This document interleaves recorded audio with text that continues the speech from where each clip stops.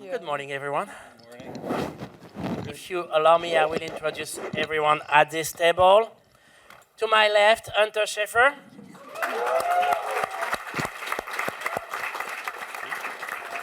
Mamoudou Athie.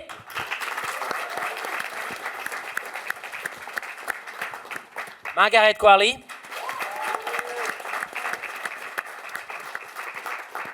Plemons.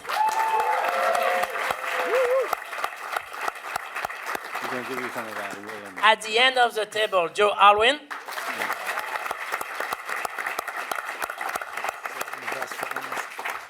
Chau.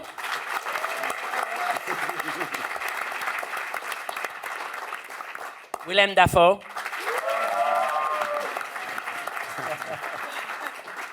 Emma Stone.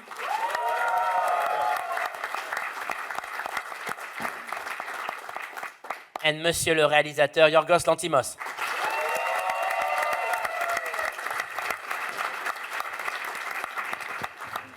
All right, guys, before I open the floor to questioning, I want to ask all the actors here first. I have a question for you later, Monsieur Lanthimos. How to get inside the mind of Yorgos Lanthimos? How to get in the state of mind that will allow you to see the world through the eyes of Yorgos? Who wants to go first? Careful, I'm going to decide for you. Me? Why me? No, I've talked about this enough. Somebody else talk about it. All right, let's start with you, Joe. Can you? I was pouring water. Can you ask the question again? How to get into the state of mind to see the world through the eyes of Yorgos Lanthimos? It's impossible. Just trust. Trust him. Trust him.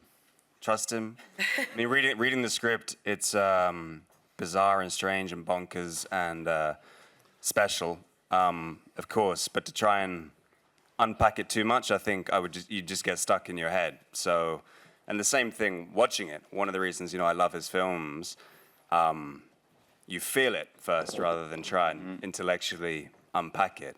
And so I just kind of trust the world that he's building and follow whatever direction he gives and feel lucky to be there. Hung? I showed up to work every day and just tried to say yes more than I said no. Same for you, Willem? He gives you a great setup. You go there. You try to apply yourself to what the words, the actions, where you are. He watches you. He thinks about it. It's not always clear what he wants or what you want, but that's the process. And then there's a call and response, and it's a real pleasure because it's very concrete. I mean, I'm always struck that he is always reaching, and he teaches you to reach without, being pretentious, without pointing to things. Just things are what they are, and there's finding the beauty and the strength in those things that you're doing. Emma. I echo everything that everyone here has said. I think the biggest feeling that I have now, I just have extreme comfort. So I feel like I can do anything with him because we've worked together so many times, and I trust him beyond the trust I've ever had with any director. And I've been lucky to work with great directors, but we just have something that I can't explain, and I'm so grateful for it. So, yeah, it just makes sense to me. Jesse? My experience is it's different to everyone. I disagree with you all. No, it's a very slow, gradual process that obviously starts with the script, and as Joe said, you feel many different things before you understand why. And a lot of it has to do with trust. The rehearsal process really helps sort of bypass attempting to intellectualize it in any way. And yeah, the script and the story and sort of immersing yourself in it just sort of seeps in without you even necessarily asking it to. I mean, I remember even early on, after reading the script a few times, having the story inside me, but like know where to place it in my head, which is a very like unsettling place to be. But it's a lot of trust and following your instincts, I guess. A lot of trust for you too, Margaret? Yes.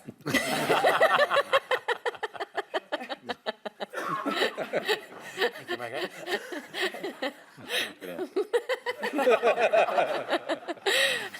You think I'd come up with more to say? I had so much time.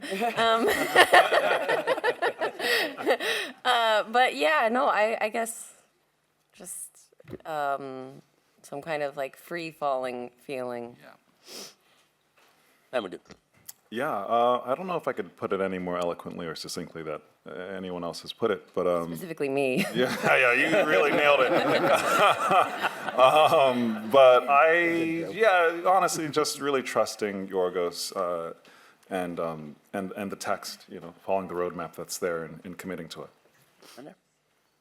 Yeah, this was my first time working with Yorgos, and I filmed for one day, but when he emailed me, he invited me to come play for a day, and that's what it felt like, and that's the headspace I tried to stay in, was play.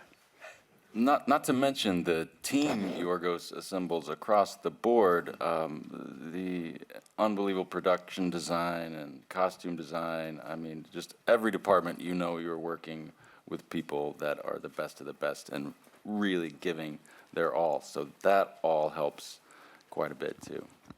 And Yorgos, if I got this right, you started production of this one when you were in post-prod on Poor Things. Is that it? You went pretty quickly.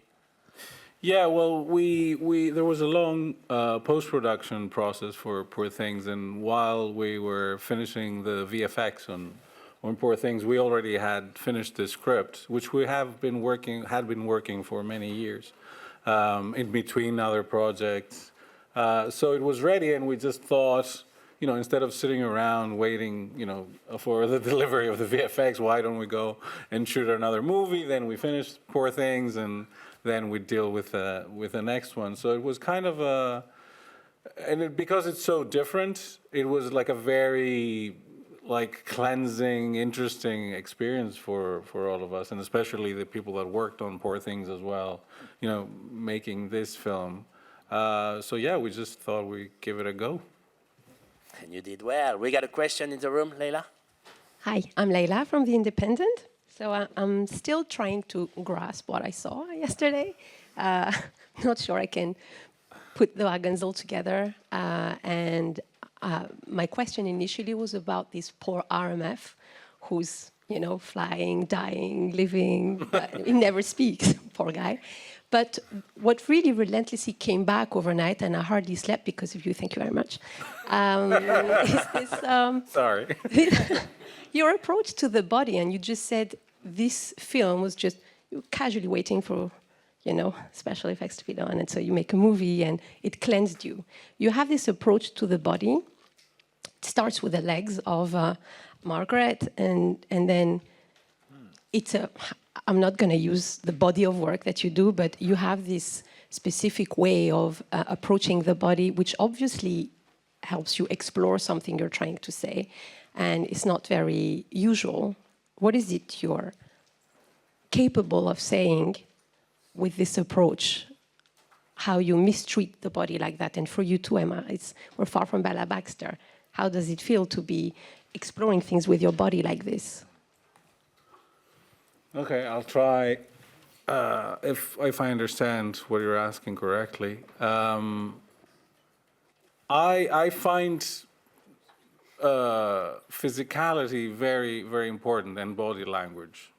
So I very often start from that. And, we've talked a lot of times, and it's probably boring to you all at this point, about our rehearsal process, and it always starts with us with physicality and trying things and doing things instead of intellectualizing things.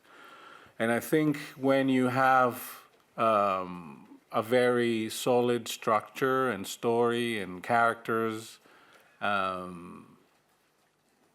you just need to do it, basically. You just need to physically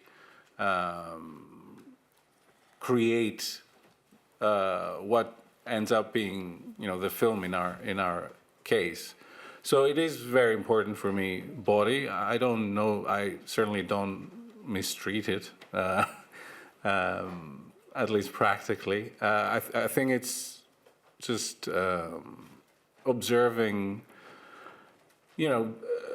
life, and, a lot of it is dark and harm, and also, though, ridiculousness and awkwardness, and so we just try and incorporate all that, and I guess it comes, your observation is right, it does start from physicality in the body, and what else is cinema if not, the people in it and their bodies. My relationship to the body question, hopefully I understood as well, but in working with Yorgos, we really don't discuss, like he was saying, intellectually what's happening.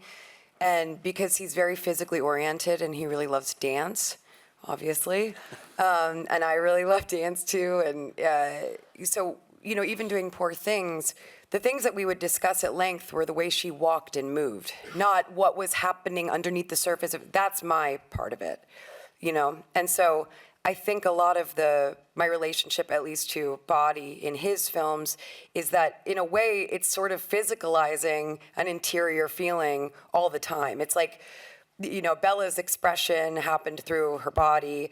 In this film, a lot of that expression happens through their body, even when it's violent or when it's sexual or whatever might happen. It's instead of explaining it, it's instead of saying it, you're showing it and hopefully feeling more under the surface with our job as actors to bring more to all that physicality. So that's my understanding of it and why I feel very, comfortable and happy to be a person in a body. I don't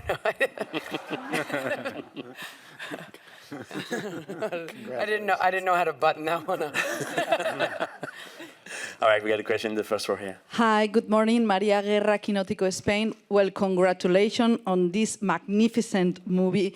It feels to me that it is like a Troy horse inside the social conventions, shot in Hollywood.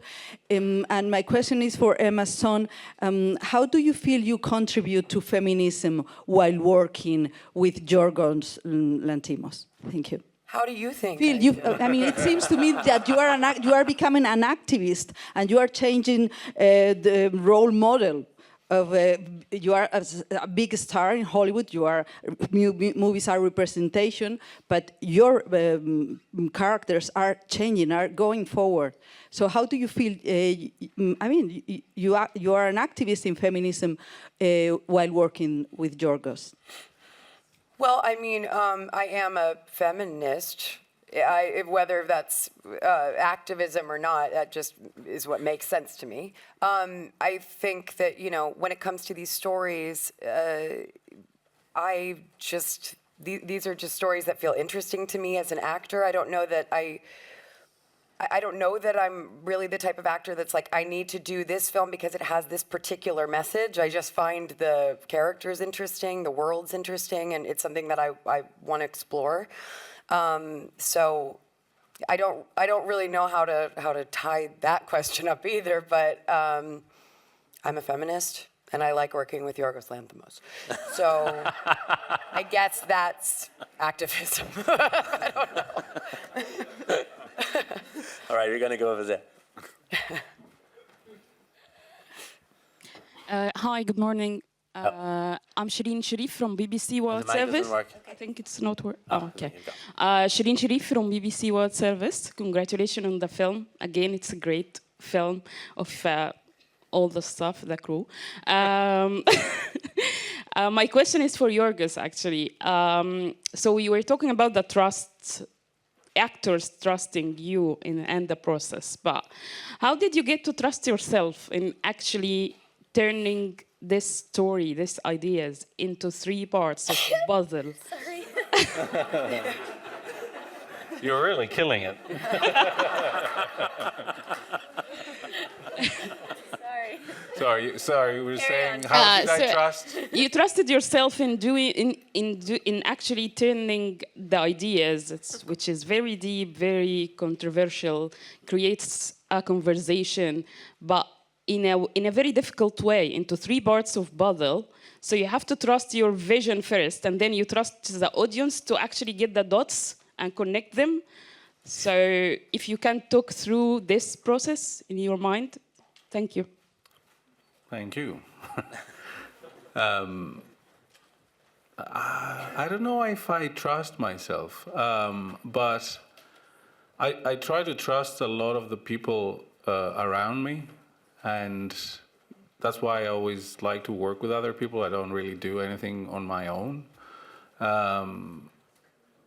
I think I work very instinctively, and I try to honor that. And we talked a lot about, not intellectualizing things and just, trying things out and seeing how they turn out. And over the years, I've learned to trust other people and, so we can go further together. So it's happening, from Ephemis that we write the script, the producers that we're working together, the actors. I think I used to be, when I was starting out, like very protective of the vision or whatever I thought was right. But over the years, I've learned that there's a lot of talented people that have a lot of offer, and they can take me places that I never imagined.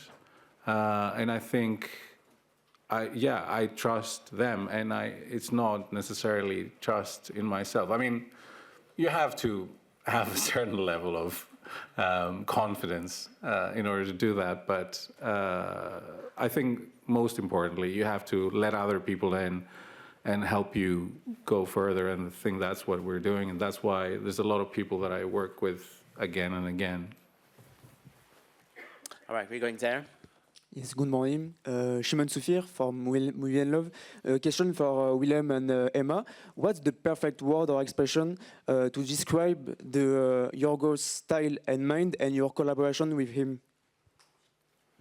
Perfect word or expression? Yeah. Describe your work. I don't understand. What's the perfect word or expression? What would be the perfect word to describe the work with Yorgos? That was it.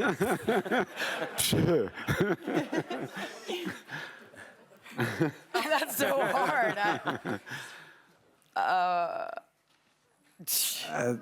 I'm sorry. Anything would be reductive. I mean, Yorgos is lots of things. I don't mean to be rude, but you're painting me into a corner. I can't contribute in any way with one word because there's lots to talk about when you talk about Yorgos, and I'm sure Emma agrees. I really do. I agree.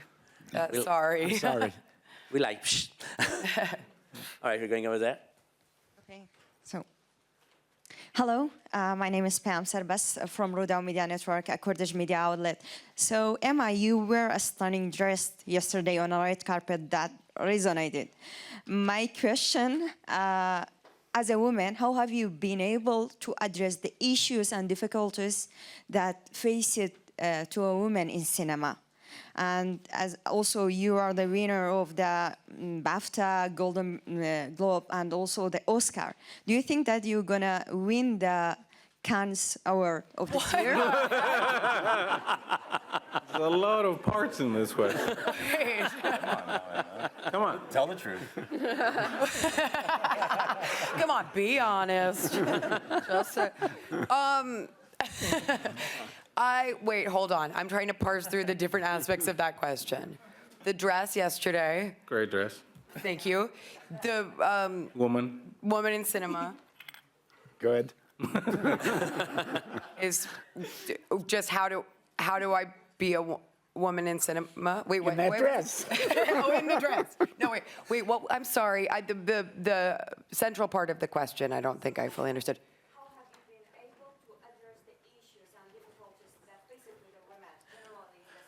Do you see any difficulties of being a woman in Hollywood today? Yeah, I mean, it's not just up to me.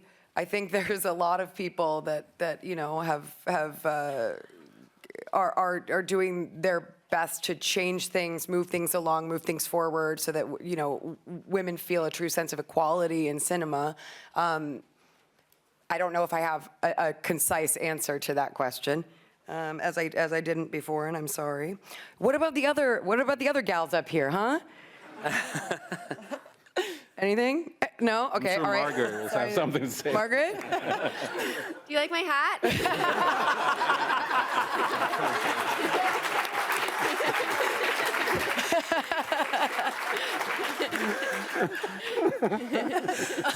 All right, next question. We are right here. That was amazing. Good day, good day. My name is Oras Kiribayev. Hi. My name is Oras Kiribayev from Kazakhstan, 98 magazine. My questions go to Emily Stone and Yorgos Lanthimos. So, Emily, Emily. My name is Emily. Thank you. Very nice. So, Emily, how has your approach differ from building all three distinct characters within the same movie? And how are they different from your approach to Bella Baxter and your character from The Favorite? And to Yorgos, who is RMF? Is it the same person who just stumbles upon a bunch of lookalike people, or this is just three different characters as well within your movie? Thanks a lot.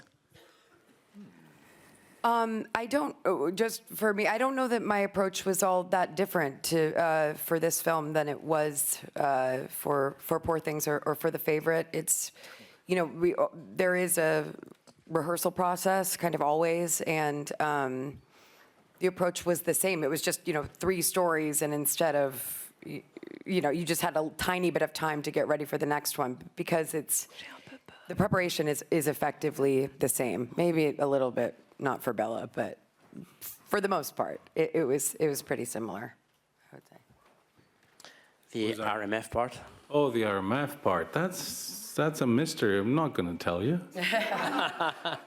RMF, I mean, to our mind that we made the film, it is the same character throughout. It's the only person that appears in all three stories. And you can do whatever you want with that. I wonder what was the reaction of the actor when you called him and you said, I want you in my movie, but first you'll be dead and then you'll have a sandwich. Well, he's not a professional actor. Right there. So he loves eating. He's he's happy to eat and to learn to fly the helicopter. All right, next question. We are over there. Hi, good evening. I'm Felipe Flores from the Media Apuntes de Cine from Mexico. Thank you so much for this opportunity. Mr. Lanthimos, congratulations for your new film. My question is this side. I'm sorry, the camera, but I'm a classic. I'm sorry. Your style is evolving about the past time. And now, my goodness, I'm so sad. Well, the camera's off the can. Your story is evolving about the time. From the beginning, from Conangiontas to now the kind of kindness, it's a very change in your forms, so dadaísm or inclusive, same the Buñuelism in your cinema, Luis Buñuel. How do you feel about this evolution? And the Miss Stone, some actress in about that time take and the style from directors and his iconic career with the directors. You feel about the situation in the feelings about your iconic Yorgos Lanthimos character or actor? Okay, the first part. Would you like to write a script together?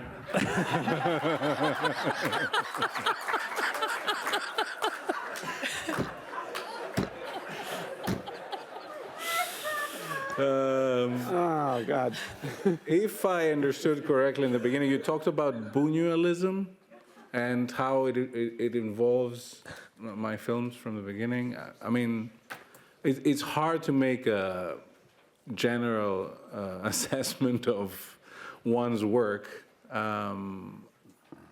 Usually what I say, you know, for each individual film, people that talk to me and ask questions. And I honestly say that I'm the worst person to give any answers, and that's not because like I'm teasing you or don't want to give you answers because I'm I want you to suffer for it.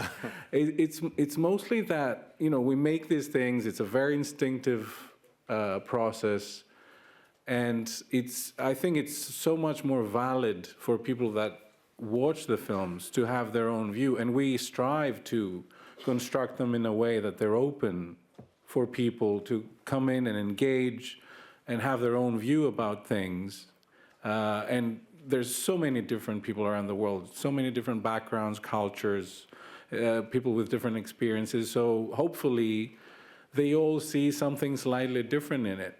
And so it's really hard, for me to give you like valid answers for my films and what they are and what they should be. Or I'm much more interested listening to other people and observe, the differences in perception when you watch a film. I think it's the greatest gift to just see that it's actually working in this way. And I love Buñuel. That's all I can say. And he's very inspiring, and now Emily loves him too. He's my favorite director. No offense. I'm sorry. Your question at the end, I have forgotten now. I guess it's the evolution of your characters in all the Yorgos movies.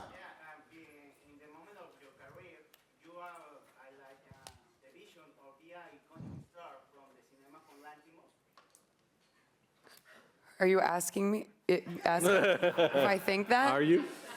Am I? I'm sorry. I guess I still don't know what to answer. You did good. Sorry. Okay. We're gonna go to the next question. Okay. I'm sorry. I think we have someone over there. You love it. Love it. You did fine. Hello, I'm here. It's Cathy Immelen from Belgium TV. Congratulations for the movie. My question is for Yorgos. I wanted to know what went in mind first. Was it a picture, an image, or was it more character-driven when you wrote the script? Thank you. As I said before, we started like many years ago, and in the beginning, the film was going to be one of the stories, the first story actually, and we started writing that. I think my first inspiration was reading Caligula, and just thinking, how a man can have such power over other people. And other individuals that he came into contact with. And I just started imagining in our contemporary world someone who would have complete control over this other person, like from what time he wakes up, what he eats, if he can get married, has sex, has an accident, die, all of these things. So I think that inspired us, and I always go to Lanthimos, or he comes with an idea and we do a back and forth and we develop it. And then during that process, we also kind of felt the need to try something different in terms of form to what we've done before. So we decided to make it a triptych. So we made this list of other ideas that we had. And we just tried to select two more that, again, instinctively kind of felt that they belong in the same world with the first story that we were writing. And it then continued for that. We chose the three ideas and we started writing them. And also what played an important part at some point in the process was the fact that I kept thinking the idea of the same actors playing different parts in the different stories. So that led us to actually write the three stories individually, like show them one after the other instead of seeing the three stories in parallel. And when we actually did that, we felt that the stories themselves actually were much stronger than if we saw them in parallel. So we worked with that after that. All right, I think we got a question over there. Hi, right here, Fabian Winter for Latin America. I'm trying not to drop anything. So I have a question for Can you Emma. hold the mic closer to your mouth, Here? please? Thank you. Okay. I have a question for Emma, Fabian Winter for Latin America. And the question is, how hard is to say goodbye to your characters? Do you take them home? And is there any in particular that you like to revisit them? Oh, Bella. That was the only one I couldn't let go of. Still won't. Never will. That's yeah. I mean, I don't think I should revisit her. It probably doesn't make any sense. But that's the only character that I was devastated to let go of. We got a question right here. Hello, my name is Yael. I'm a French journalist. So, first of all, congratulations for this movie. My question is for you, Emma. Third theater film with Yorgos. You also worked together in a short movie, Blitz. Can you take us back to the genesis of this relationship, how it came to be, and what do you like about Yorgos and Emma? And Yorgos, is Emma your muse? He's my muse. We've established that long ago. Yeah. I met him about 10 years ago. We had lunch to talk about The Favorite, or the idea of doing The Favorite. It was a couple years before we made the film. And I was, at that point, had only seen Dogtooth, and The Lobster had just come here. And so yeah, I was just struck immediately by he was warm and easy to talk to, and stupidly just very different than what his films are. I think I thought he would be much more intense than he actually is in person, and we had such a great time working together on the Favorite, and I'm drawn to his stories. I'm drawn to his films. I'm drawn to his way of seeing the world, and the characters and the way he goes about all of it. So it was it's just been that. I think we both feel that way. We do. We have similar tastes. Who knew? And I'm your muse. Yes. A follow up on this, if you don't mind. We have this fantasy as journalists to see sometimes when actors come back to the world of a director, this feeling of theater company, a troupe that is working together. We know that you guys are working on other projects in the meantime, and that you kind of only see each other while you're working together.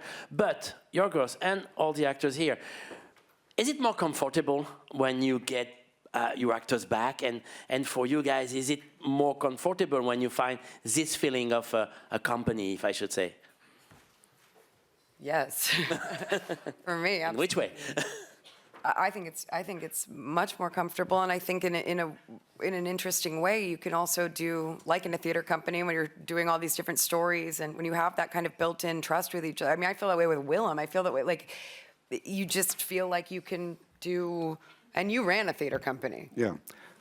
Yeah, you share a responsibility.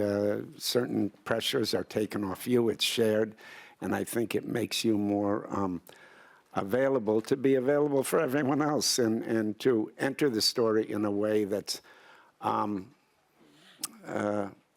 connected to something beyond you, because you have a collective identity, and you're serving a vision, and you're all working to realize that, to get the sense of what's happening and work together to make it happen. And that gives you lots of energy, and it also makes you feel very free, because it's not about you.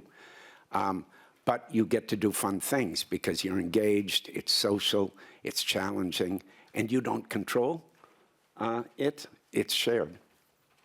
And for the newcomers, is it like I'm getting into Yorgos' family? Is that the feeling? Please, the newcomers. Newcomers. Most definitely, it's exciting, and it's totally standalone on an experience level. Before I ever started, I knew that I would have no point of reference for what the experience would be like. And everything Willem and Emily said is true. It is a very collective sort of community that he gathers across the board, and it does really feel like everyone is working towards understanding and achieving this vision that's just like always kind of right beyond your grasp, and it's really exciting and fun. All right, we're going to take another question over there. Hello, Gregor Vossilus, German Bavarian Television. Congrats to the film, to the whole bunch up there. Really, really well done. My question is to Yorgos Lanthimos. A personal opinion, of course, in all your films. I discovered you with The Lobster way back when here in Cannes. All your films that I see, there's an immediate sense of something is off, something is odd. In some films it's more evident. In some films, like in Poor Things, it jumps right at you. But also in this film, you can sense, you know, all seems normal, but something's off. Personal opinion, of course, but is that something that draws you? Is that why do you choose to do that, create this atmosphere? Is it maybe that you don't trust the things that are in the here and now? I would love for you to comment on that. Thank you. Well, don't you think that something's off with the world? Like, that's, I think, probably more so than the films that we make. I think, you know, works, my work and other people's work probably reflects the world, and you just try and find the way to do that the best way you can. And again, you know, it's really hard to explain, you know, the choices you make, and it's very collective, as we've all been saying. You're inspired by other people, they take you further. So yeah, I think it's just a reflection of the world, and I think it's off, and I think it's strange and crazy and sad a lot of the times, and you know, it's part of the films. I just can't, you know, and it's also ridiculous and funny, and again, that needs to be part of what we make. So yeah, I think, I don't know if it clearly answers your question, but I think it's that. Thank you. We have time for one last question. No pressure, but it's a last question. Make it good. My name is Hassan Fahmy, film critic from Egypt. So, Yorgos, you were a part of the Greek word wave. Like, there's so many people discovered you from this time all around the world. Now you moved to Hollywood. You are making huge production. How your cinema changed from like small budget Greek movies to American movies. And I'm also curious if any of the cast watched some of Yorgos' Greek movies. Have you seen my Greek movies? I've seen them all. We've seen them all too many times. Well, first of all, there's this notion which is strange to me that it still is a thing today. Like, I moved to Hollywood. I moved to London, actually, and now I moved back to Athens.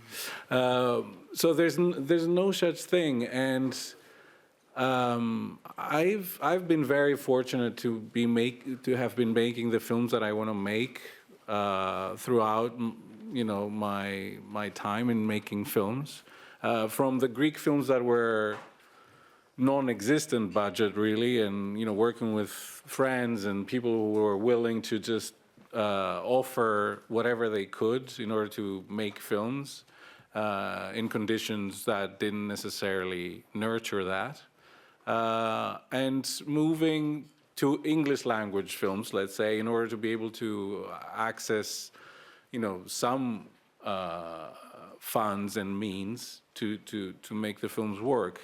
And I have no intention in making big films or small films. It's not a concern of mine. It's mostly being able to achieve whatever it is that we're trying to achieve this time. So, you know, this film is, you know, much smaller than Poor Things. We might make a film, the next film, even smaller. If it's smaller, if it needs to be a greater scale, we'll try and achieve that. But I think the constant thing is to have creative freedom and work with people, again, that you trust and appreciate.